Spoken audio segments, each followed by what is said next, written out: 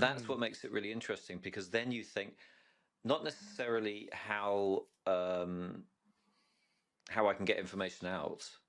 It's how I can get the right information at the right point, at the right moment, that can then take whichever stakeholder is in front of the screen to the next place as much straightforwardly as possible.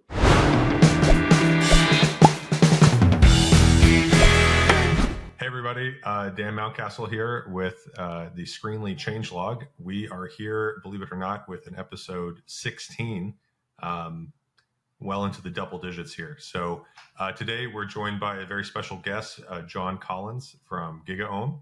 Hi John, welcome to the show. John has been an analyst in IT for decades and is currently the VP of Engagement at GigaOm.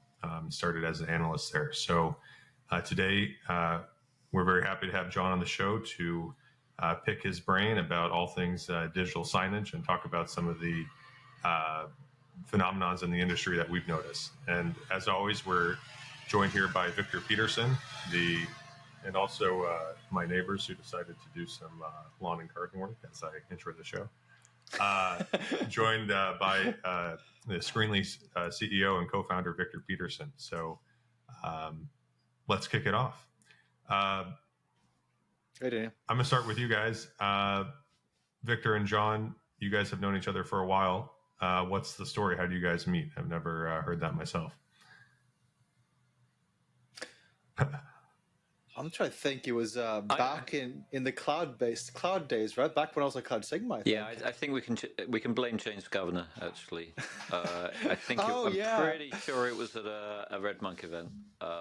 So where all good meetings happen. Shout out to Red Monk there.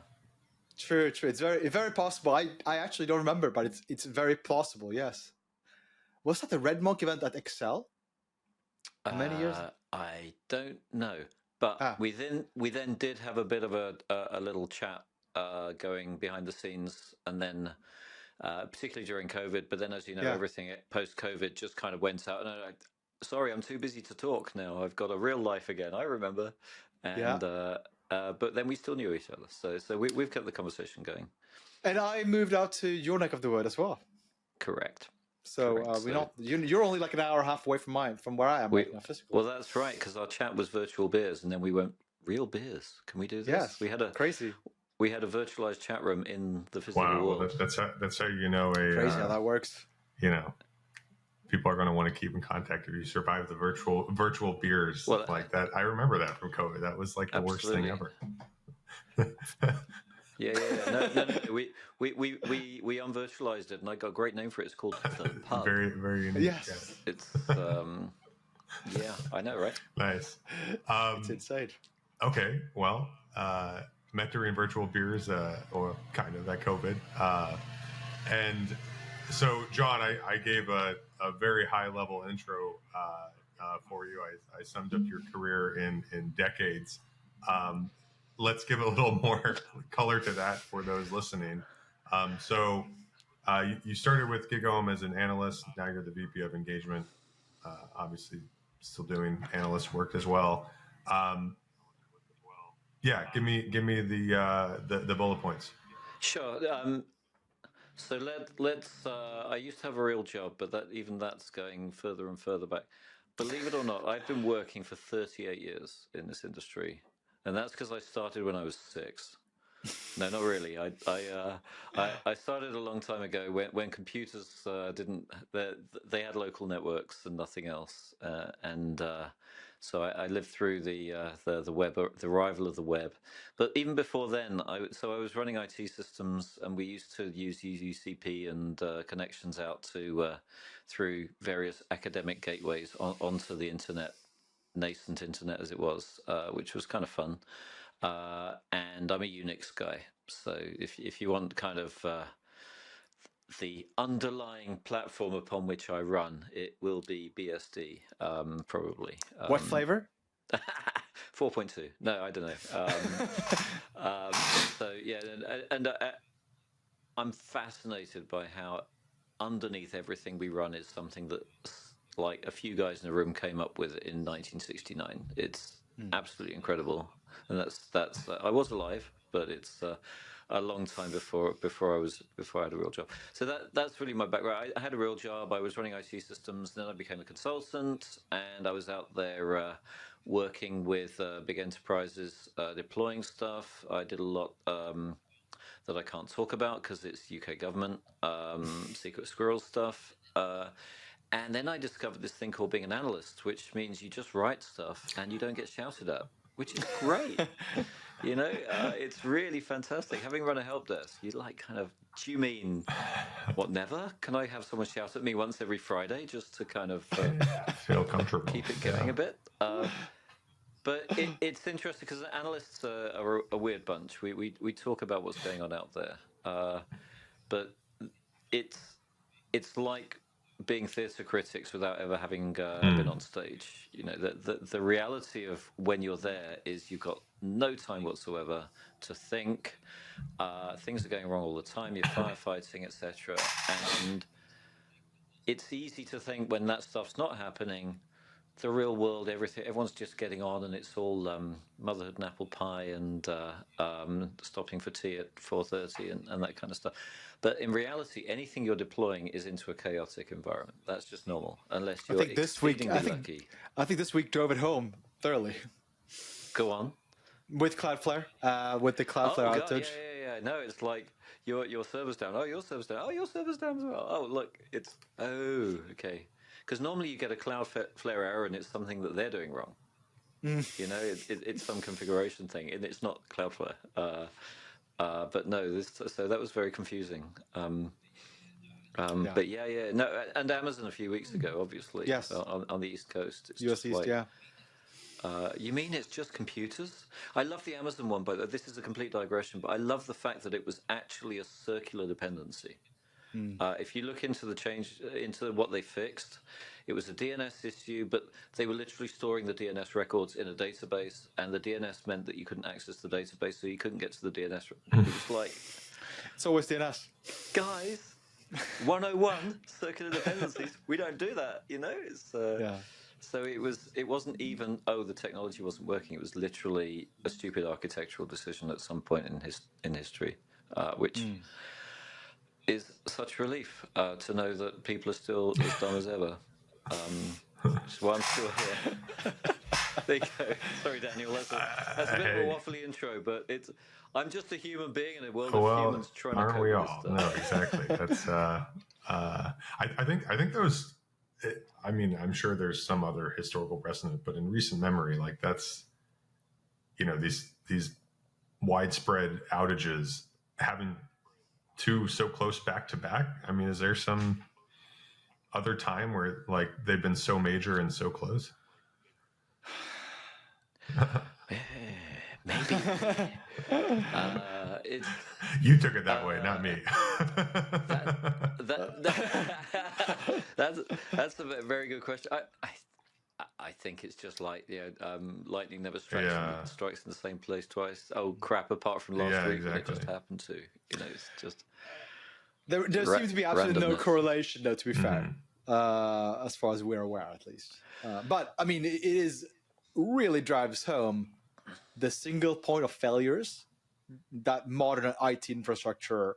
Because I think that was like part of the whole public chatter, right? It's like they had the Amazon one, and then it's like, okay, yeah, things happen, like it's fixed, we're good to go, like don't worry about it. And then you have now, okay, maybe it's not related, but a Cloudflare one, I think it just kind of like ups the discussion of, oh wow, okay, we really do have these single points of failure. And I'm a great believer in what was called threshold theory. I nearly spoiled my punchline there, and it's called that because I thought of it, and that's why I'm a great believer of it. But essentially, and this isn't me working this stuff out, but when it is a massively complex environment, if the number of dependencies goes above a certain level, you get the bathtub curve effect. Where the bathtub curve of failure. So when you just build a house, or you've literally just a new car or something, it has a bunch of problems at the beginning, and then you fix them. So the problems kind of go down, I don't know if I'm doing this right for the river.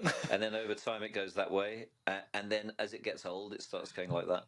Well, Right. IT complexity, it gets more and more complex and kind of stays stable, but then hit a certain level of complexity and the problems can start going up. And we thought with cloud native, with elastic environments, with this notion that was largely hyperscaler marketing, but it's a lovely thing to believe in, that everything just works now. Except that nobody actually understands what happens behind the hood, under the hood, and now all of a sudden you don't even know how to spin up a bare metal box anymore because none of you guys can actually set up a database anymore. Mm-hmm, absolutely, and it's why do things still run so slow when I've got a more powerful computer than a 1980s probably mini computer in my phone? And that's because we've just got so much gubbins in there. That's I literally today I had to do some DevOpsy work myself, and I had to configure some GCP stuff and just spanning VPCs in Google. It's just the amount of complexity involved in modern architecture is insane, right? It's just for doing something relatively simple, it becomes ludicrously complicated, right? It's a funny old world that we're in. When I stopped programming for 10, 15 years. And then I started working for a healthcare startup, and we were all doing stuff. And to my shock, it was fantastically easy to build things compared to what it used to be like. You used to have to build the entire stack. Yeah. But then in 15 years now, with a bit of Python or PHP or whatever, Java on a mobile app, you could just put in all sorts of things from all sorts of libraries and stand up something very, very fast. And that was amazing. And similarly, but there's a massive but, which is that it's built on this huge pyramid of complexity. That and also supply chain security becomes a problem when you're depending on things that depend on other things. We didn't worry about that until 3 years ago when suddenly it was the biggest problem in the world. And now, of course. SBOMs, Viktor. Indeed, yes. SBOMs is where it's at. Love SBOMs. I do too. I want to start with, before we dive into this, but I want to kind of start with a topic that I know you care a great amount about right now, which is something that a lot of people are speaking about, to be fair, but digital sovereignty, right? Cloudflare kind of was a big thing for driving that home, at least in the European lens, right? It's all these European companies, and now Cloudflare is down, or US East is down, and all of a sudden I cannot access my healthcare records because for whatever reason, no matter a company uses a data center in the US to access the store, or even if it's something your login page is going through US East, even though it has no reason to do it. Where's your head after that? How do you see this changing? Is this just a temporary fluke? Is digital sovereignty actually a real thing? How do you see this in your daily conversations? Fantastic question, because ultimately it absolutely matters, but not because of the word sovereignty. Bear with me as I explain that. So there was this big thing about sovereignty which started because of data. Data sovereignty was the big thing. You mean my data can now be accessed by the CIA? That's worrying me. That's not good, etc. But actually the question isn't data. It's about control. And the theory that, and we've seen a loss of control in multiple dimensions. I think what you're talking about with Cloudflare is one dimension. The privity aspect is another dimension. A third dimension is around just freedom to make local decisions and enact those local decisions. And what happened was, again, that the hyperscaler marketing, and hyperscalers are amazing. They give us these huge, fantastic infrastructures upon which we can build wonderful things. But the marketing, again, was this idea that just give it to us and everything will be fine. Actually, that's not true. Give it to them and everything isn't fine. So people are saying, no, I want things to be fine. Oh, crap. I therefore need to take responsibility for my own data, for my own workloads, for my own infrastructure. Even if someone else is running it for me, I have to be the responsible adult. If it's adulting in the world of at cloud scale, and so we can put the word sovereignty around that because it's jurisdictional. Like France wants French stuff to be sovereign, so there's a compliance aspect. I was over in Frankfurt talking about this. Germany's got a very nation-state attitude to sovereignty. But if you speak to companies in South America, they don't want to suddenly be switched off for no reason that they can't deal with. If it's unnecessary. And there's a huge consequence to this, and I just put a video up about it. The moment that you blink and say, I don't want that anymore, and everyone else says, I don't want that anymore, then the big technology vendors, the hyperscalers and so on, say, oh, okay, well, we'll give you what you do want because you're the customer. And suddenly the door is reopened to running stuff on-prem if you want it on-prem, to having air gaps, to having policy-based data management, whatever it happens to be, which is great. And you should have those. It's literally you should have the choice. It shouldn't be you don't need to worry about that and have that choice taken away without realizing it's being taken away. It should be that particular thing I want to run on-prem, that's a mission-critical workload. You're absolutely right. I don't want that little advertising widget in my website to be dependent on a US company that I've never heard of's little JavaScript thing that happens to run on AWS or via Cloudflare. Therefore, my whole thing comes crumbling down. Because it can be for want of a nail. Yeah, and also, like, you see the other dimension that we're seeing a lot of debate about today is, I mean, you mentioned on-prem already, is kind of like the uncloud, right? 37 Signals, they very vocally left AWS, right? And I don't know if their numbers make sense or not, but that's beside the point here.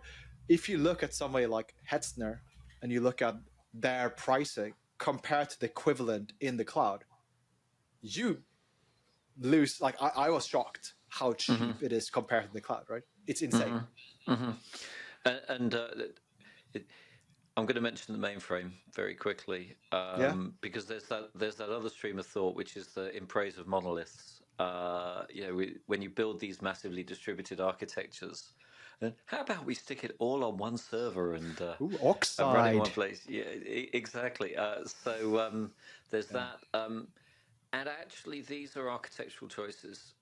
And the important thing, I'm kind of, it's a bit like if you ask a French person about something, they'll give you a philosophical answer because that's very French to do that. You kind of betray your own provenance. And mine's kind of, I've got an architectural bent. So I'm thinking, well, you need to solve this with architecture. Obviously, that's like, well, I would say that.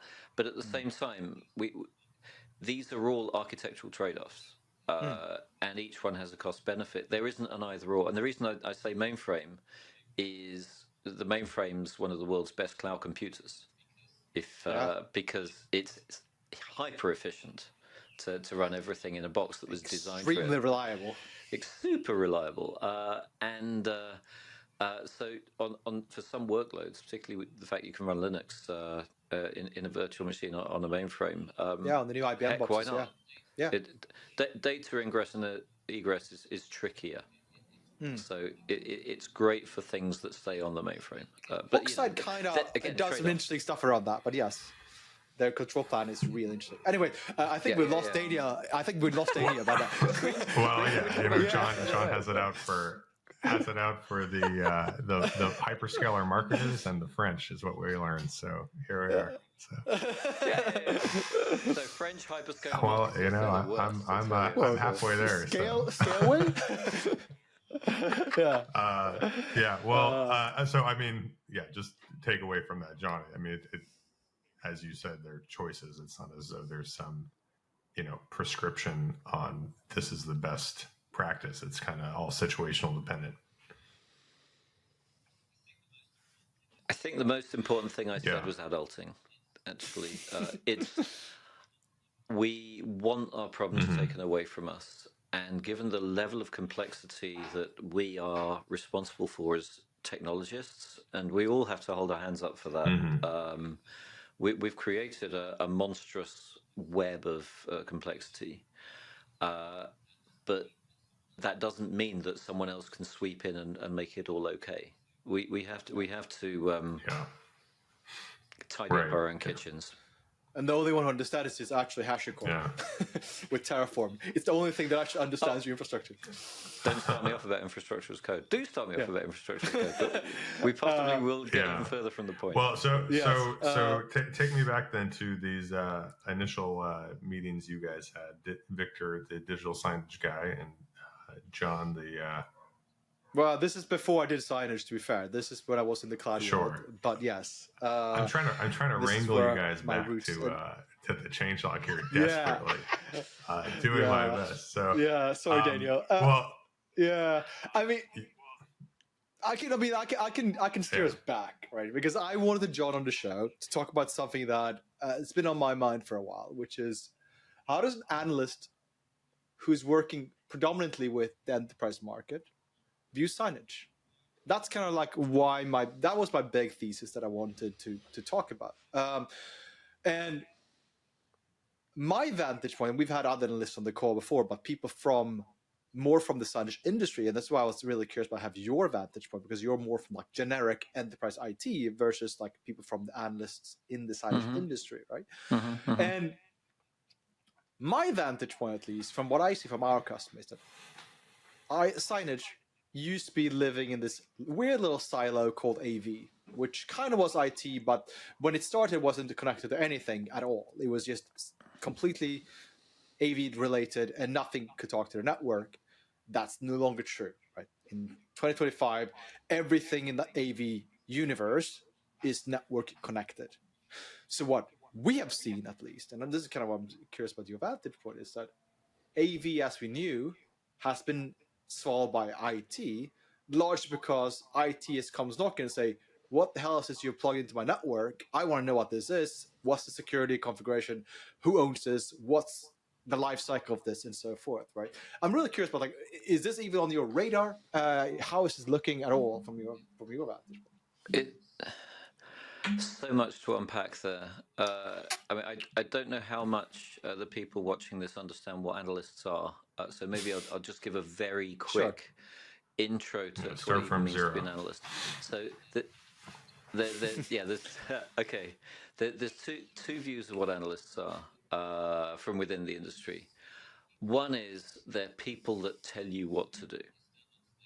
And they stand on stages and they say, we've researched the market and we can see that there's a year-on-year growth by this much, and here's a big chart, and you need to buy this. And it's pretty much, again, being a very alpha parent of the market. It's you stop thinking, we're the thinkers, get down. And it's like the consultants and the McKinseys and the Accentures and so on. You're stupid, we're clever, we'll tell you the answer, the end. And they can back it up with a load of research, and they can back it up with saying, well, we speak to lots of enterprises and this is what they're all saying. But ultimately, it's a kind of authoritarian. So don't forget the nice PowerPoints either. Those are the real kicker. Oh, well, yeah, I mean, I think if you've got less than 80 slides in your deck, you're probably don't understand the meaning of the term introduction. So the actual role of analysts and what we strive to do at GigaOm and generally where analysts can be really helpful is analysts are people like you with time. So when I had a real job, as I said, the ceiling was falling in. I had 3 things to fix that moment, never mind that hour or that day. And I wanted to replace my backup systems, or I wanted to rethink how I'd architected my data feeds, or whatever it was. But I just couldn't stop for long enough to make that happen. And when I did, it was like I was grabbing at the nearest solution. It was like, oh, well, Oracle will have to do because I've got Oracle in already, so I'll just extend that, even if Oracle wasn't the best solution. So what we do as analysts is we stop, we think, we pause, we assess the market, we understand what's going on, we understand what the trends are, and we give something a bit more thought through and erudite. But we're no different to anyone else. It's just we've had the advantage, the luxury of time to think about it, to research it properly, collate that information. So that's roughly speaking what an analyst is. A set of outsourced brains, and they can either be super authoritarian and arrogant, or they can be hands-on and friendly. And there's analysts across the board. It's worth drawing your own spectrum chart and deciding which sort you want. But sometimes, just give me an answer. I don't care. Just give me an answer. That's what you want, and that's great. In terms of that, the trouble is, how do analysts get paid then? Analysts get paid in two ways. The first is they advise enterprise clients, and they get paid a lot of money to do so. The second is they advise vendors, and they get paid a lot of money to do so. And generally, here's the trick, they advise on procurement decisions. And this is really getting to, okay, signage, because signage is a procurement mess. And areas which are a procurement mess, analysts really struggle with in general. So you may get some specific person or a team at IDC, love the guys at IDC, do a great job, who is covering signage in some way. But in terms of being able to give a broad picture of the market, how it's evolving, et cetera, as an industry, as an analyst community, we really struggle. And I've seen us struggling also in areas like back in the day when it was service-oriented architecture, or cloud native these days. You'll get analysts that understand container management solutions, but you won't get analysts that could give you chapter and verse advice on the best practice for containerization. It's kind of how it maps. So we're very product focused. We're not very worldly wise or architecture focused. I'm being an architect there again. So that's the background to being an analyst, and why it's hard for us to talk about areas such as signage. Make sense, Daniel? I think that's a start from zero. Good job.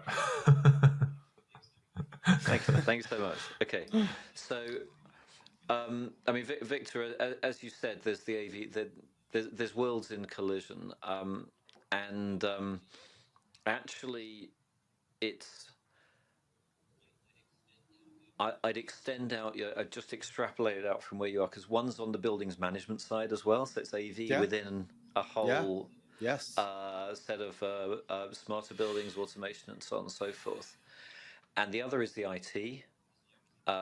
There's an OT world out there as well, but that's different again. Although OT and buildings management also overlap.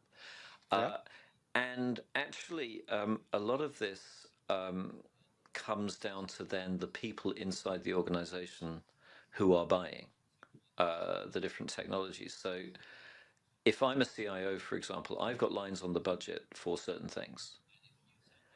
And if you tell me I've got to give away some of that money to the buildings management people, I'll tell you no, because I'm really short of cash. I don't have enough money for my storage, for my databases, etc. And if the buildings management people similarly are told that no, it's an IT system now, they have to pay for it, but IT is going to manage it, they will also say, in the politest terms, go away, because it's. If I'm designing it, I'll buy it and I'll run it. But the trouble is that older world. This stuff is far too complex now for buildings management to understand. It's about data, as you mentioned, Viktor. It's about cybersecurity, even sovereignty, because we're doing massively complex things in terms of video. You can use it for surveillance tracking, and then you can start using that data for anti-fraud or for health and safety or whatever it happens to be when it's on the video side. So there's all kinds of opportunities, which goes more into the OT world again, around edge computing and the fact that that's growing up. And this is the kind of edge computing challenge. But the decision about where the money comes from and who's actually responsible for running it should then fall above those people, but then it goes to a layer of people that don't have a clue what any of this is about. So that's kind of where we are in terms of the people that understand it don't want to play together, and the people that should be helping them play together don't understand it. The vector that I'm really interested in exploring is the whole life cycle of things, right? In particular, when so there was a talk at DEF CON this year that was really good about I think I mentioned on a previous episode that we recorded, but it was basically a company got compromised thoroughly based on a signage player being compromised, which in turn then had too much privileges for their cloud infra, so they could exploit those service accounts, move laterally, and then move on to the rest of the network. What's interesting and what we really like, we almost like in the educational phase of this right now in the signage industry. Like, we've been pioneering the signage security for a long time. I'm sure people in the industry are tired of us beating down the message around that, but the reality is it's real, right? Security, like, if I were a CTO of an enterprise, my concern wouldn't be like defamation attacks on screens. It's to use these devices as a stepping stone on something bigger, right? And I think that's why the life cycle and the patch management is so essential. And it's not just a device you drop on the network, but rather a life cycle device that needs to be part of your endpoint device strategy, right? And that's really where my head is at. Like, this is really like the endpoint security team kind of needs to be involved in this process, in the due diligence of this. But yeah, I'm curious about your thoughts around that. Yeah, it's. I mean, we had a quick debate before we started this call about, so what kinds of industries, what kinds of are we looking at inward facing or outward facing? Yeah. And the answer is all of those things matter. And actually, I'm not gonna disagree with you because you actually know far more about this area than I do. I'm still just the analyst. I'm the hands-off guy. You're literally dealing, problem solving every day. But I think the trick is to see signage as a communications tool, but it's not an endpoint necessarily. It's a stage in the communication. So whilst it's at the end of our infrastructure, so it's an edge device, correct, it's actually a midpoint of a business process internally, for example, or it's at the midpoint of a customer of a journey. What's it called? A customer journey from a marketing perspective. And that's what makes it really interesting, because then you think not necessarily how I can get information out. It's how I can get the right information at the right point, at the right moment, that can then take whichever stakeholder is in front of the screen to the next place as much straightforwardly as possible. And then it comes down to questions like friction. And you could see this in a hospital. The work I was doing in the hospital, it was in the ambulatory care unit, which is the emergency. It's the room above the emergency room. So when they decided you're not an emergency, but you still need to be treated pretty quick, you go to ambulatory care. Ambulatory literally means I can still walk. It's the kind of the people that aren't just about to die room. And you can see how there, for example, just getting the right information in terms of you've got the x-rays here, you've got the urgency there, etc. Just getting those screens laid in the right places, either in the corridors or in the room, or facing the patient or facing away from the patient, whatever it happens to be, so that the right decisions can be made in the right order. And it's a great environment example, because there's always urgency in a hospital. You don't want to miss anything that needs to happen, particularly not at 3 a.m. when the doctors are really tired. Yeah. So it's a great kind of scenario that you can work through. I was doing it with tablets, but you could do the same thing with wall-mounted screens. Yeah. To enable it to happen. But it's all journeys. With some of these technologies, signage, for example. I'm sure there's other ones you've seen, but where there's this cross-team shared responsibility that brings up problems in implementing because, for example, okay, we have to check with the IT team for the security aspect. We have to check with the actual end users, the doctors, the patients, to make sure it's relevant. We have to check with marketing to make sure the messaging is all in order. What have you seen in terms of like the best way to deploy and work across these teams? I mean, years ago it was like, oh, okay, you have the digital transformation team, right? Like that had its own plus and minuses. I mean, maybe just take it with this hospital example, right? Like, who's actually the best group to take that responsibility to really see that solution through, so you don't just end up with a situation where marketing, we sent messaging, IT, it checks security, doctors say, okay, this is good, but at the end of the day, you don't have the screen showing the patient data at the right time. I think that there's two answers to that. One's very old and one's also very old. So bear with me as I think this through. We don't say digital transformation anymore, but it's still the right thing, right? It's and cross-functional teams. You mentioned them. I was talking about cross-functional teams in the 90s, and they're still not wrong. It's still the right way to do things, but the success that we see is nothing to do with signage. The success that we see is based on an organization that already wants to work in a way where it is technologically enabled, rather than seeing technology as a bunch of green screens. They just happen to be brighter colors these days that kind of, and we're just glorified data entry clerks. It's an organizational thing to see technology as an enabler to the smarter workforce, the smarter customer, the smarter CFO. And actually, in terms of education, I think this is where it gets.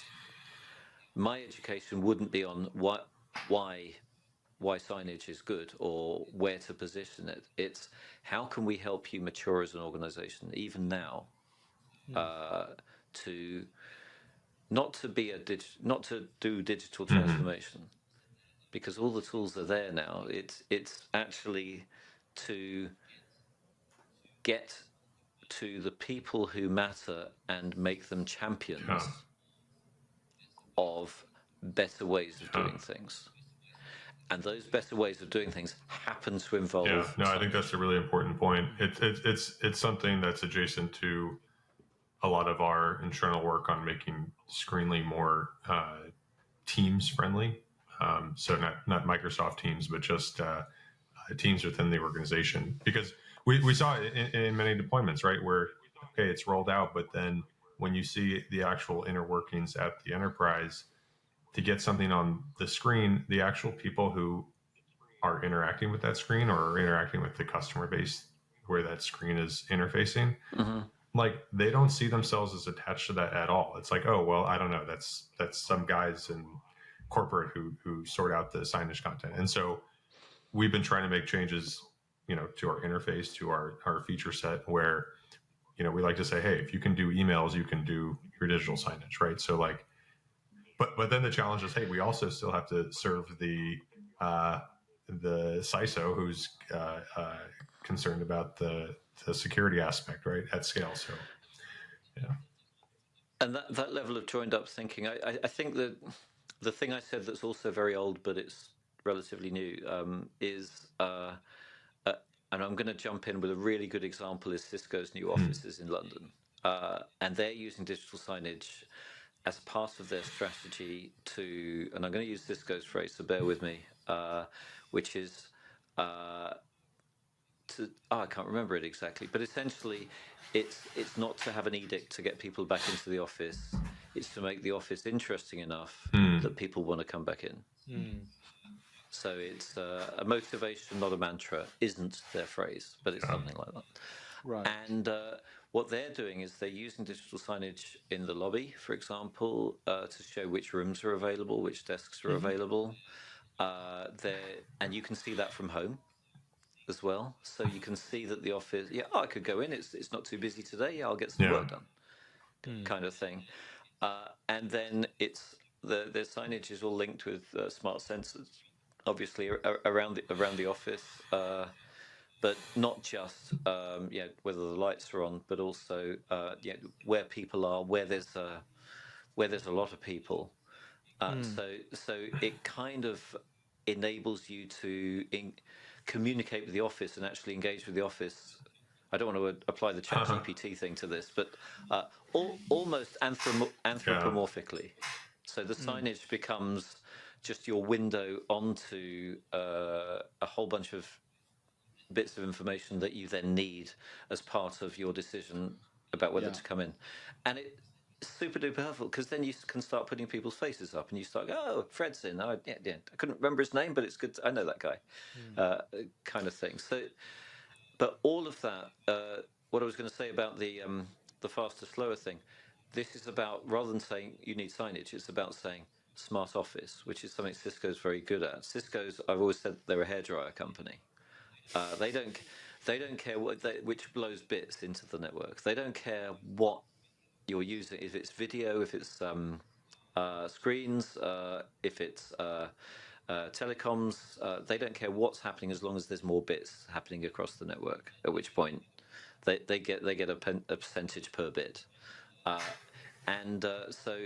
what they're really good at is creating those blueprints, and I think that's the way forward. It's to see everything as a change management process with the cross-functional teams and all that stuff, but then also show organizations what good looks like. So this is smart manufacturing with screens. This is smart healthcare with screens. This is smart employee office management with screens. And the screens just become a means to an end. But the exciting thing, the North Star, is the smarter environments. I mean, I think that's a very good take, right? Because for us, a screen is a canvas, right? At the end of the day, we call it internally, we're CDN network for screens, right? That's essentially what it is. What you display on that, our job is to make sure it's showing up properly and timely on said screens. But ultimately, the content is what's important, not how it got there, right? So I think that's a very good take. Like it's ultimately you're solving a problem. You're not, and this is actually where a lot of people go wrong with signage, because a lot of people bring in signage without considering content. They're just like, let's just add screens on the walls, and they're like, what are you going to show them? I don't know, but let's have more screens. And there's a scaling aspect there as well. If you start with, this is where we've seen more success, frankly. If you start with a use case and you solve for that use case and you deliver it, people go, that's great. Can I have some more of that? And it breaks through the who owns the budget kind of conversation, because it's much easier to position with the CIO or whatever in terms of solving a problem or enabling something better than it is to say, you're going to need some script. And as you say, Viktor, and we've seen this over and over again, where the screens are there and they've got information on them, but no one's looking at them. Or the screens over static images. Static images, or a couple of years later they're just turned off because someone forgot to turn them on, and then they never got turned back on again. And it's fun. Yeah, it's funny. We had a call last week with a 4500, and they have these like super fancy 8K screens, but they have no budget for actually producing content for them. And it's just like, cool.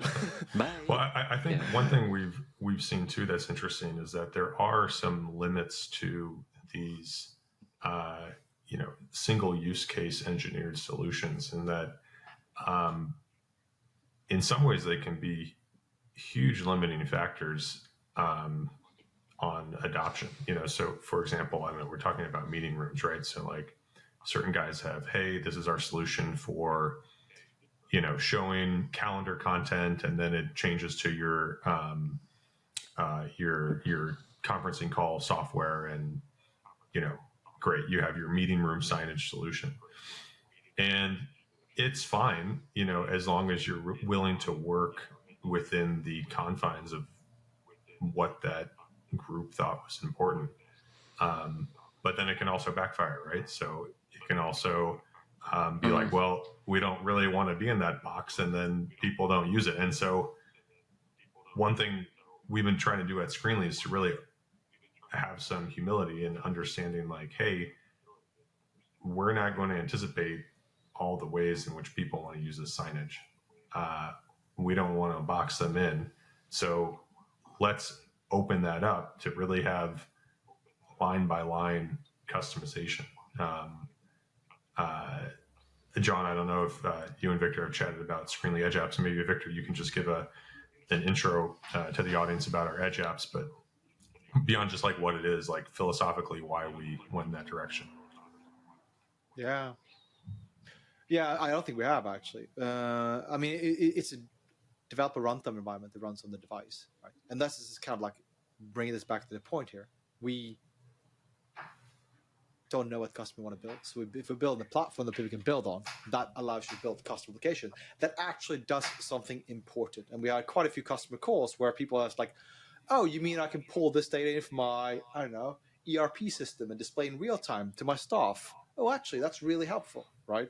Rather than happy Monday or whatever the message is, right? Static messaging, right? So I think that's an important narrative around like being a platform that customers can build custom applications on. And like most vendors have integration with all the big companies, but so many companies have custom processes and custom applications, and particularly in the generation of vibe coding, like you can vibe code these stuff, like that pulls into your real data, and actually you build bespoke things that are custom to your company, that there is no solution out there that would just tick the box. You have to pull the data because you built the data set, you built the custom solution or custom internal something, right?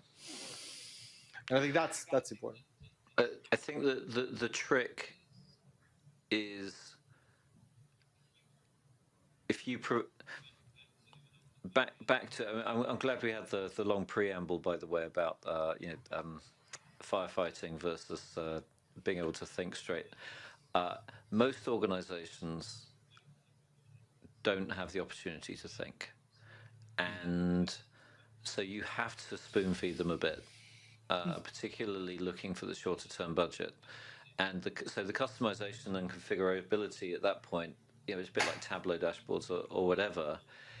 It becomes ease of out of box experience thing. Yeah. So we can, you're looking at it for that particular use case, we can get it to that point pretty fast. So the message at that point is about how much money you won't waste just setting this thing up. But actually then it's about agility in the future. So in 6 weeks' time they go, oh, that's great, everyone's looking at this screen and now we really know what we need with it. We want something completely different. Can we just rip it up and start again? The answer is yes. But so it's the order in which you put the messaging. If you start with it's massively configurable, you can do anything with it. It's like, well, I don't want to do anything. I don't have a budget for anything. I have a budget for these specific things. So it's important to lock it down up front. Yeah, that's a fair point. But yeah, I think that the other, like, what we'll draw home, like the point of, and this kind of like is a good segue to another thing I wanted to cover, which is, I mean, compliance in this realm, right? Obviously deploying, you work with enterprise world. I was going to say, like, there's a dichotomy between like compliance team and the end user. They have very, very different needs in terms of day-to-day basis. But let's zoom in on the compliance, because I'm really curious about your take on CRA, because obviously we're in Europe, you and I. Daniel is not currently, but CRA, how you see that impacting the whole landscape? Because I'm curious, because that's a massive like grenade that was thrown in not long ago that impacts essentially everything. I think in the signage industry too, like we've ourselves noticed that the industry at large is not really ready for that, right? So I think we've done a good job positioning Screenly for enabling compliant signage in that realm. But I think there's going to be a lot of people who when the EU's Cyber Resilience Act starts being enforced, they're going to be kind of caught standing there. So, mm-hmm. I mean, it's one of the kind of the bits of so signage plus video can get very creepy, as you know, and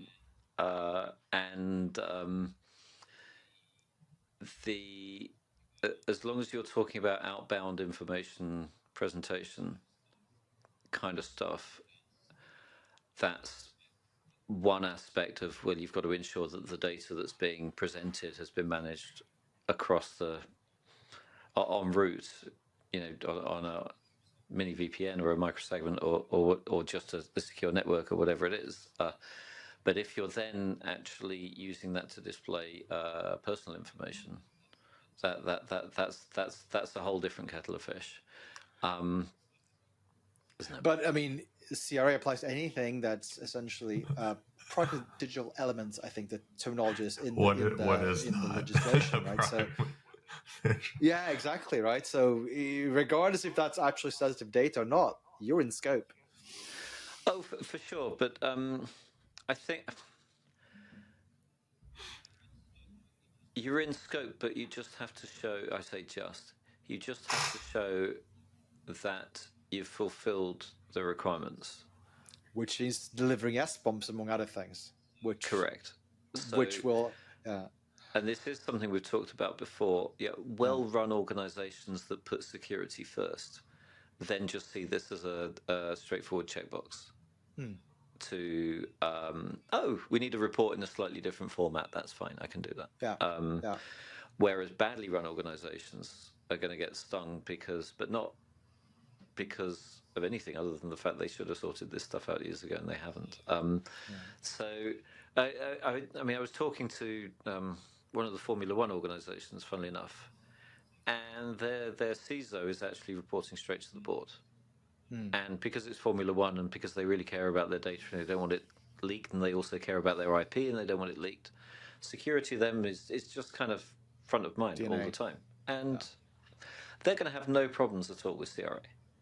And similarly, most compliance-oriented organizations should probably just see it as another set of reports to fill in. But as you say, it's the ones that haven't previously had to, they saw GDPR just as something, well, you need a data protection registrar somewhere over there, and we're kind of, the box is ticked, and hopefully the rest we'll not worry about. So there's a lot more to do for organizations that didn't historically have to worry about a drive-by compliance audit. But I think that's an important thing to point out, right? Because even if you are SOC 2 compliant, ISO compliant, all those things, it doesn't mean that you're actually doing security. You can easily pass all these compliance frameworks by just throwing paper pushes at those problems, right? It doesn't actually mean that you have a security culture and a security process more than what's stated in the mandatory documents, right? And I think that's kind of what I'm hearing from you. Like, the companies that have actually internalized those things will be very well positioned and a good competitive edge. I'm a big fan. I'm a bit of a one-trick pony at the moment because AI, sovereignty, CRA, I always say the same thing. It's a great opportunity to get your data in order, to do data classification, to define your policies, either define which ones you have to keep to, everything, CRA, AI Act, everything else, and also define the policies that you want. Like, we want all of our customer data about this country to be in country, whether or not we're jurisdictionally obliged to do that. We want local staff because we care about training people up, not because we're obliged to do that. So these things do create an opportunity. I am something I was saying last week. When I was running IT systems and I had a budget, I would go to my CFO and say, can I have some money for X that was outside the budget? And his standard question every time was, do we have to do this? And if I couldn't say we had to do it, I wouldn't get the money because he had 50 other things he did have to do it. He did have to do. So compliance is a really great tool for a budget holder to go to the finance people and say, ever so sorry, there's a new law. You're going to have to spend money on it. It's this much. Thank you very much. I need it by Friday because otherwise we won't be compliant. And actually, back to the headless chicken scenarios in IT and buildings management for that matter, it opens a door to giving it allows something to happen that was otherwise very hard. So I do see it as a positive. Yeah, I mean, I'm not a fan of legislation in general and like over pushing companies, but we have to admit that security is a market failure in general, right? Otherwise, you wouldn't see all these eval devices running around the wild and the first ransomware attack after the other. They just like we barely even pay attention anymore. And root cause in 95% of them is that they're running an eval version of Windows and no endpoint security. I think it's absolutely. It does. I mean, I try not to be emotional about other people's technology going wrong, but I feel a latent anger when I hear that M&S, for example, it cost them £100 million because of a ransomware attack that is preventable. Yeah. It's such an indictment of almost. Again, I feel guilty on behalf of all the other technology people in the world that we could have presented this, guys. We did not. We chose not to. We chose to prioritize other things. It's inexcusable as far as I'm concerned. So I'm not a big fan of jumping through compliance hoops. It's like the Austrian model is a lot more about right-sizing compliance. I'm all for that. But I am a big fan of doing things right. And if you don't do it right and you knowingly didn't do it right, then you should pay £100 million. I can't help you. You know, it's literally. But see this as an opportunity to. But that was surely a calculated risk that the IT team did not get the budgets. Presumably, they did suggest that we should do this, but there was no buy-in on an upper level that just said, "Yes, here's the budget for that." And that's. All risk decisions to me are business risk decisions. If you've got a cybersecurity issue, and this is old school thinking, risk is just probability times impact. So as a company, you're making risk-based decisions all the time. And as humans, we're making risk-based decisions all the time. It's like we're literally calculating risk as we step off the pavement. It's an innate part of what we do. It's like catching a ball. You literally you see the angle and so on, and you do the maths. And every single as we're driving, whatever, we're making risk decisions. So the challenge is to make those cybersecurity, make the maths obvious to people who otherwise will just assume there is no risk. Yeah. And I say this to CISOs a lot. It's your job is not to panic about the risks in your organization. Your job is to state them clearly to your board. Yeah, I went to a conference a few months ago, and it was a talk there where the point was really about how you phrase this to your board, right? And not like stating it in non-technical jargon, right? Is the key. Like stating it as a business risk to not do anything. Like, what's the liability implications? Like, well, we had a big problem with was that Salesforce leak that happened a few months ago. Don't know. Pass me by that one. Salesloft. Oh yeah. Right. But yeah, it's back to common sense really that would have prevented a lot of that. The starting point is actually to ask one question, which is, what is your risk posture? CEO, what is your risk posture? Are you risk averse, or are you pretty prepared to fast and loose with risk? What's your position on risk? And if the answer is risk averse, The second question is, would you like me to tell you how well our IT risks map onto your risk posture? And the answer has to be yes, particularly if they're risk averse. And most people will say, oh, well, actually, I guess I'm risk averse. Or I'm balanced. It's a bit like when you speak to your financial advisor, you go, I'd like a balanced portfolio, not too risky. And you go, great, that's fine. Now let me give you the information you need relative to the technology. There you go. You've said you're risk averse. We're walking across a pit of snakes on a tightrope right now. How are you feeling? That's choose your own adventure. It's about making it choose your own adventure style. Yeah. Absolutely. Turn to page 24. Right. You fall in. In fact, on every page it says you fall in. Spoiler. So one thing cool. It came up.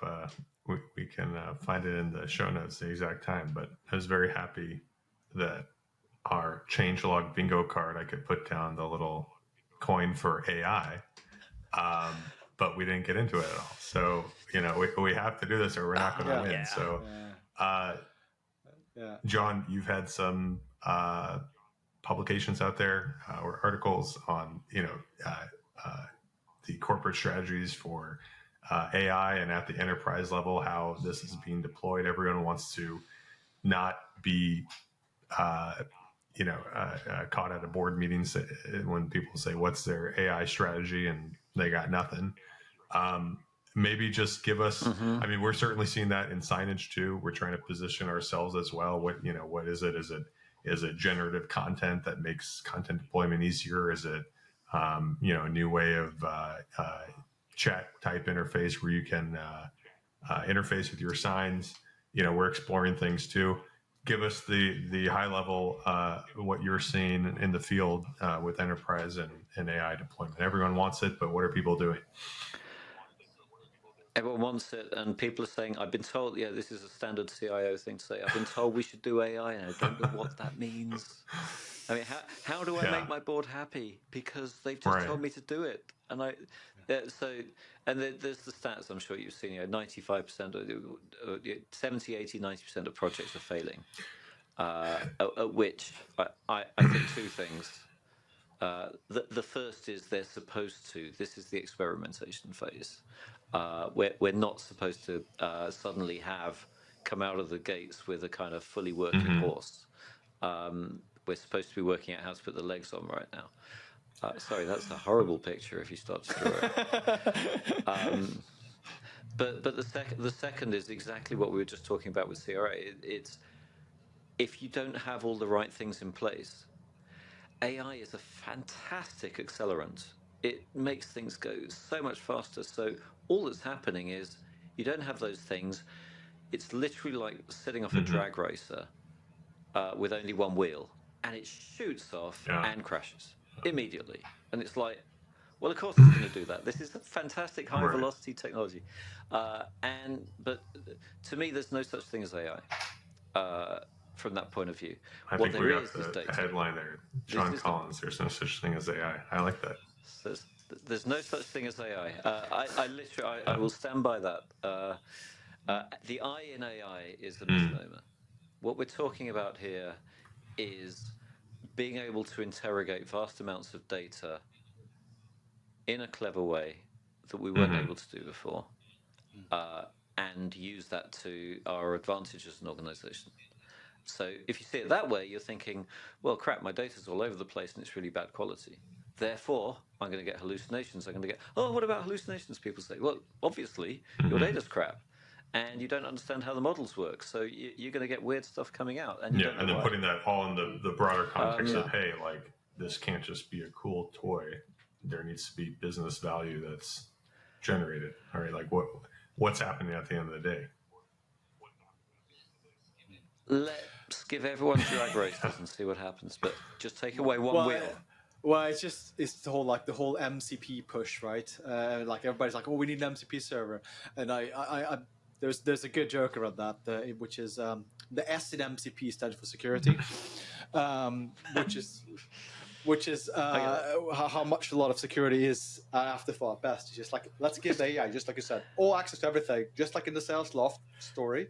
Just give the AI admin to your Salesforce, and yeah, I'm sure we'll figure it out. I see a lot of press releases, and the number of press releases I've got about the MCP. Now we're now the agentic, right? Whatever company we were before, company, observability company, or how you close your next round? Oh dear, I mean, there's a lot of dumb investors out there, and you don't. The great thing is that the AI money is cheap, so of course, and there's a lot of FOMO to go around. There's a lot of FOMO to go around, and you only need every organization, every vendor wants to stay in the game, so therefore they have to. And it takes 3 hours max to set up an MCP server, even that. It's so just getting something set up so you can say you're doing it is really fast.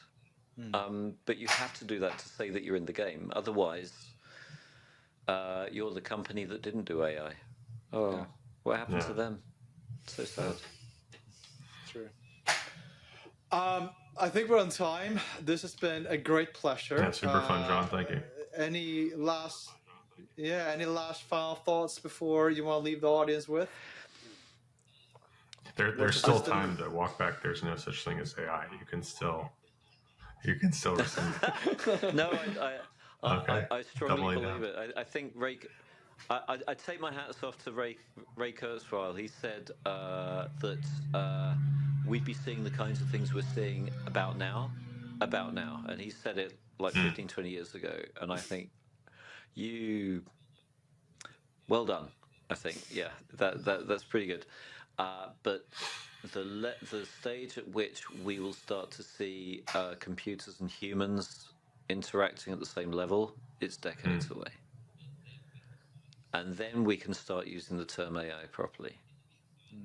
In the meantime, loads of fantastic things you can do with your data. Brilliant. And other people's data, particularly stolen data. It's really great. Stephen King's really pleased about that. OpenAI is just another few billion rounds to their next round where they're getting slightly close to AGI. So, let's see how many more rounds they can spin that narrative. Well, absolutely. No, I mean, what we're currently calling, all the LLMs are great. Use them every day. Yeah. Fantastic. But let's not pretend that they are something that they're not. Yeah, that's my last word on that. Wise cool. words. Well, John, thanks for coming on today. We really appreciate it, and we'll see everyone in the next one, episode 17. So, John, thanks again. Close out on that. Thank you. Thanks for having me. Bye. Have a good one, guys. Cheers. Bye.